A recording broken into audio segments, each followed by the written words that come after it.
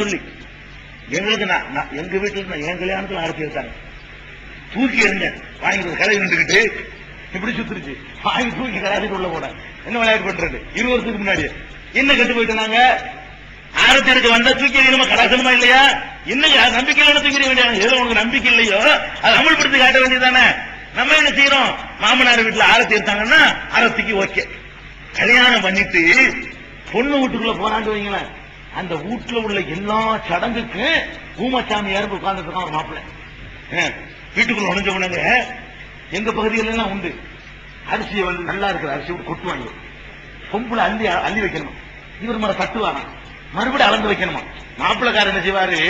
படியில அரிசி அளந்து வச்சிருக்கோங்க, நல்ல ஒரு சுயநிலை உள்ள தட்டுவானா, அளந்து வச்சுக்கிற அரிசிய நம்ம கிருக்கணாக்குறது, அளந்து வச்சுக்கிற அரிசிய தட்டி விடணுமா.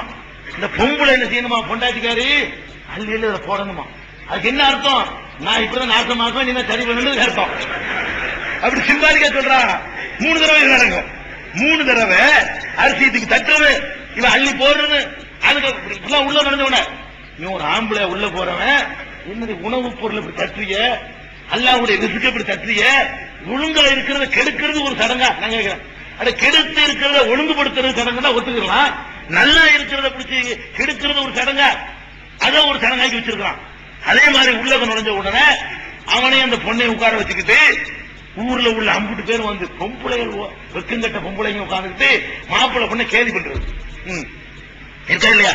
மாணவர்கள் அவங்க உட்கார வச்சுட்டு மாப்பிள்ளை பொண்ணை உட்கார வச்சுக்கிட்டு அசிங்கமான பாடல்களை பாடி ஆபாசமா பேசி இந்த 2 பேரையும் வச்சுக்கிட்டு கிண்டல் பண்ணி மானரோசம் உள்ளவனா தான் இருக்க மாட்டான், ஓடி போயிடும். அவ்வளவுக்கு கேவலமான முறையில் கேடு நோட்டு பத்திரிக்கைங்க சினிமா பாட்டு மெட்டுல நோட்டீஸ் எல்லாம் அடிச்சு மச்சிகிற பேர்ல தஞ்சாவூர் ஜில்லாவுல இந்த ராமநாதபுரம் கீழக்கிற மாதிரி ஊர்கள் எல்லாம் நோட்டீஸ் அடிச்சு விடுவாங்க. எப்படி தெரியுமா? கதை வசனம் டைரக்ஷன் எல்லாம் போட்டு கதையா, அதாவது கல்யாணத்துக்கு வந்து கதை மாப்பிள்ள வசனம் இப்படி எல்லாம் போட்டு டைரக்ஷன் போட்டு என்னமோ பண்ணி டைரக்ஷன் போட்டு அஜர்த்து பேரை போட்டு இது சினிமா மாதிரி வழங்குதா. அப்ப ரிலீஸ் போட்டு அந்த குழந்தை 10 மாசம் கழிச்சு அப்படி என்னமோ போட்டலாம் சிங்கத்தனமா நோட்டீஸ் அது விளம்புறது. கல்யாணத்துல அசிங்கமான சினிமா பாட்டு மெட்ல அசிங்கமான வார்த்தைகள் எல்லாம் போட்டு பாடல்கள் எழுதி விநியோகிக்கிறது, கூடி நின்று குமார் அடிக்கிறது. இந்த கூத்துக்கள்லாம் எங்க நடக்குது? இதுல எல்லாம் உள்ளக போனவன மாப்பிள்ளக்காரன் சும்மா உட்கார்ந்துட்டு இருக்கிறான். அவன் இஸ்லாத்த தத்துல சொல்ல வேணாமா? இது என்ன கூத்து? எந்த மார்க்கத்தில் உள்ளது? உங்களுக்கு என்ன இங்க வேலை கேட்கணுமா இல்லையா? ஒரு கணவன் மனைவி எங்களை கொண்டா விட்ட பிறகு உங்களுக்கு இந்த பொம்பளைக்கு என்ன வேலை போக வேண்டிய கூட பார்த்து எதுக்கு இந்த மாப்பிள்ளை கொண்டு உட்கார்ந்து இடத்துல உட்கார்ந்து கொட்டம் அடிக்கணும் கேட்கணுமா இல்லையா? அப்ப இந்த கலாச்சார ரீதியா மென்டலா இந்த பெண்கள் பாதிப்படுறாங்களா இல்லையா? அவங்க எவ்வளவு கேடு கட்ட செயலுக்கும் தயாராகிறாங்களா இல்லையா? அப்படி நடந்து கொண்டிருக்கிறது பல திருமண வீடுகள்ல. உள்ளுக்குள்ள போய் பார்த்தோம்னு சொன்னா காரி துப்புற அளவுக்கு இருக்குது. இந்த மாதிரியான செயல்கள் நமக்கு முன்னாடி நடந்தா வெட்டி உதைக்கணும், விரட்டணும் நினைச்சிட்டு இருக்காங்க. உள்ளுக்கு நுழையும் போது செருப்பு ஒழிக்கிறது. ஒரு ஊர்ல உண்டா செருப்பு ஒழிக்கிறது? ராமநாதபுரத்துல உண்டா? எல்லா ஊர்லயும் உண்டா? அட என்னது செருப்பு ஒழிக்கிற? என்ன ஷூ ஒழிக்கிறதுக்கு இல்ல, ஷூ போட்டு போறாங்க போட்டு வாசல்ல கலட்டினவுன அதை ஒழிச்சு வச்சுக்கிடுவா. யார் ஒழிப்பா? இந்த பொண்ணுடைய அக்கா தங்கச்சி இருப்பாங்கல்ல, அவங்க ஒழிச்சுக்கணுமா. ஒழிச்சுக்கிட்ட பிறகு அந்த செருப்பு வாங்குறதுக்காக வேண்டி 100 கோடி 200 கோடி. இது என்ன மெத்தேடு? இந்த வீரப்பம் பண்ற வேலைக்கு இதுக்கு என்ன வித்தியாசம்? நம்ம வீரப்ப இருக்கார சந்தன வீரப்ப அவர் பண்ற வேலைக்கும் இந்த வேலைக்கு என்ன வித்தியாசம்? இப்ப இந்த பிளாக் மேல சொல்லி கொடுத்தாவது செருப்பு அவன் செருப்பு வாங்கி வச்சுக்கிட்டு ரூபாய் நியாயம். செருப்பு அவன் செருப்பு, அவன் விட்டு செருப்பு ஒழிச்சு வச்சுக்கிட்டு ரூபாய் கேட்கறது என்ன நியாயம்? இது என்ன பழக்கம்? மென்டலா நமக்கு என்ன உண்டாகினால நம்ம எந்த மாதிரி கேடுகட்ட கலாச்சாரத்துக்கு நம்ம தயாராகணும்? இது என்ன முறை? கண்டிக்க வேணாமா? இதை ஒழிச்சு கட்ட வேணாமா? பிற சமுதாயத்துக்கான பார்த்தா காரி தூக்க மாட்டானா? என்னடா பண்றீங்க? என்னடா குத்துது? அப்ப செருப்பு போட்டு போறதுக்கு பழைய செருப்பு போட்டு அனுப்புவாங்க மாப்பிள்ளைக்கு. எல்லாம் ஒழுங்கா போட்டு எல்லாத்தையும் ஒழுங்கா போட்டு செருப்பை மட்டும் செய்யறது பழைய செருப்பு மாதிரி உள்ள போங்க, அப்பதான் செருப்பை ஒழிச்சுக்கிட்டா திருப்பி வந்துடலாம் அப்படிங்கிற அளவுக்கு எல்லாம் சில பேர் யோசிக்கிறதா உண்டு. இதெல்லாம் கேள்வி கிடையாது. இதுக்கு பேர் கிண்டல் கிடையாது. மார்க்கத்துல தமாசு உண்டு, மார்க்கத்துல கேலி செய்வது உண்டு. அதெல்லாம் ஹராமான காரியத்தின் மூலமாக அந்த கேலி கிண்டலா இருக்கக்கூடாது. இந்த மாதிரியான கேலி குமாரம் கூத்து எல்லாம் நடக்கும் வீட்டுக்குள்ள நுழைஞ்சவன. இந்த மாதிரி கலாச்சாரங்களை எல்லாம் ஒழிச்சு கட்டணும். இது போக வரதட்சணை, கல்யாணத்துல ஒழிக்க வேண்டிய முக்கியமான விஷயம் வரதட்சணை. தனியா சொல்ல வேண்டிய தேவையில்லை, அவ்வளவு விளங்கி எல்லாரும். அப்ப வரதட்சணைங்கிற இஸ்லாமிய கல்யாணத்தில் இருக்கிற காரணத்தினால ஏராளமான குமர்கள் தேங்கி கிடக்கிற காட்சியை பார்க்கணும். வெச்சங்கத்து போய் ஆம்பளை கேட்கறா, பொம்பளை கேட்கறா, ஜமாத்துக்கு எல்லாம் உடனே அதற்கு வரைக்கும் உடனே. இன்னும் சொல்ல போனா அதற்கு தனி ரேட்டு. திருநெல்வேலி பக்கம் எல்லாம் பிஏக்கு எவ்வளவு, எம்ஏக்கு எவ்வளவு, மௌலவிக்கு எவ்வளவுன்னு போட்டு வச்சுக்கிறாங்க. ஆமாங்க, மார்க்கத்தை சொல்லித் தர வேண்டிய மௌலவிக்கு அதுக்குன்னு ஒரு நிர்ணயிச்ச ரேட்டு போட்டிருக்காண்டா பாருங்க எந்த அளவுக்கு ஊடுருவி போச்சுன்னு. அப்ப வந்து வரதட்சணைங்கிற பழக்கம் ஒண்ணு கூட உருப்படியா இஸ்லாமா இல்லைங்க.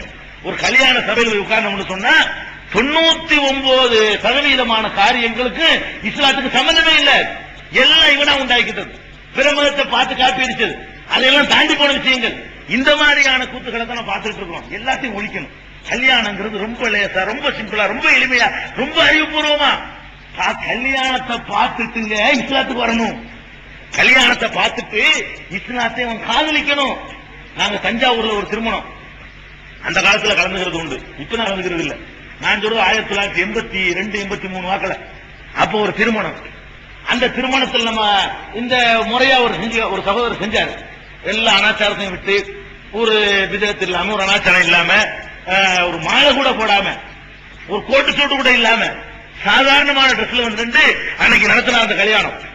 அதுக்கு நெடுஞ்செழியன் வந்திருந்தார்.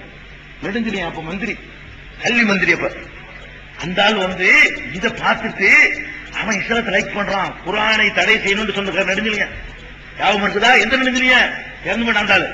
குர்ஆனை தடை செய்யணும்னு சொன்ன நெடுஞ்செழியன் காரைக்குள்ள செருப்பில் கொடுத்தாங்க.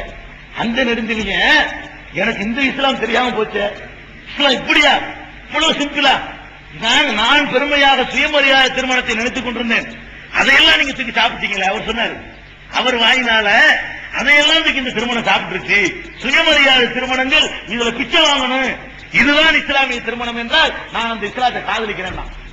பாருங்க, இதுதான் இஸ்லாமிய. அப்ப திருமணம்ங்கிறத பார்த்துவிட்டு இஸ்லாத்தை காதலிக்கிறான், நாளை கல்யாணம் பண்ணுவான். 10 திருமணத்துக்கு வந்தா அவன் இஸ்லாத்தை கல்யாணம் பண்ண ஆரம்பிச்சிருவான். நம்ம என்ன செய்யறோம்? ஒரு திருமணத்தை பார்த்தான், அப்புறம் 9 திருமணத்தை பார்க்க வேற மாதிரி இருக்குமா? இது சரியில்லை, இவங்க வித்தியாசம் பண்ணிருக்காங்க, இஸ்லாம் அப்படி சொல்றதுன்னு நினைச்சுக்குவோம். அப்ப அந்த மாதிரி திருமணங்களை எல்லாம் பிற சமுதாயத்தை கூப்பிட்டா கூட அதுல ஒரு தாவா இருக்கணும், அதுல ஒரு பிரச்சாரம் இருக்கணும், அதுல ஒரு மெசேஜ் இருக்கணும், அதுல அவனை இருக்கக்கூடிய தன்மை இருக்கணும். அந்த மாதிரி நம்ம நடத்தும் பொழுது அந்த திருமணங்களும் ஒரு பிரச்சார சாதனமா அமையும். அப்படிப்பட்ட திருமணங்களை நம்ம நடத்தணும். எல்லா விதமான ஆடம்பரங்களையும் விட்டு ஒழிக்கணும். எல்லா விதமான மூட வழக்கங்களும் நம்மிடமிருந்து எடுபடணும். அது மாதிரி திருமணம் நடத்துவதற்கு முன் வரணும். ரொம்ப சீரியஸா முன் வரணும். திருமணங்கள் ஒரு பெரிய விஷயமா இருக்கு, பெரிய விஷயமா இருக்கு. உங்களுக்கு எல்லாம் தெரியும், ஞாபகப்படுத்துறதா சொல்றேன். இந்த நான் முஸ்லீம் ப்ரோக்ராம் போறமே இப்ப கேட்கிற கேள்வி எதை பத்தி கேட்கறாங்க பாத்தீங்களா? பதில் சொல்ல முடியுறாங்க, வெக்கி தலை முடியுறமா இல்லையா? கேட்கறதுலாம் இந்த திருமண ஆடம்பரம், இந்த வரதட்சணை, இந்த இதுதான் வந்துகிட்டு உங்க சமுதாயம் அநியாயம் பண்ணுது, கொடுமையா இருக்குது, உங்க மார்க்கம் பிடிச்சிருக்கேன், இந்த மார்க்கத்தை பத்தி கேட்கறான். அப்ப அந்த அளவு கேவலமான ஒரு காரியமாக உன்னிப்பா கவனிக்கப்படுது. பள்ளிவாசல் ரொம்ப வரமாட்டான், கல்யாணம் வந்துருவான்ல, கல்யாணம் 4 பேர் கூப்பிட வேண்டியிருக்குல்ல, வந்துடுறாங்க பாக்குறாங்கல்ல, அதை காரி துப்புறோம். அதுல இருந்து நம்ம சமுதாயத்தை காப்பாற்றணும், மானத்தை காப்பாற்றணும், இஸ்லாத்தை காப்பாற்றணும். அப்படி நடக்கக்கூடியவர்களாக அல்லாஹ் நம்ம அனைவரையாக்கி அருள் புரியணும் என்று கேட்டுக்கொண்டு இப்ப இந்த சுன்னத்தான முறையில திருமணம் நடக்கும்.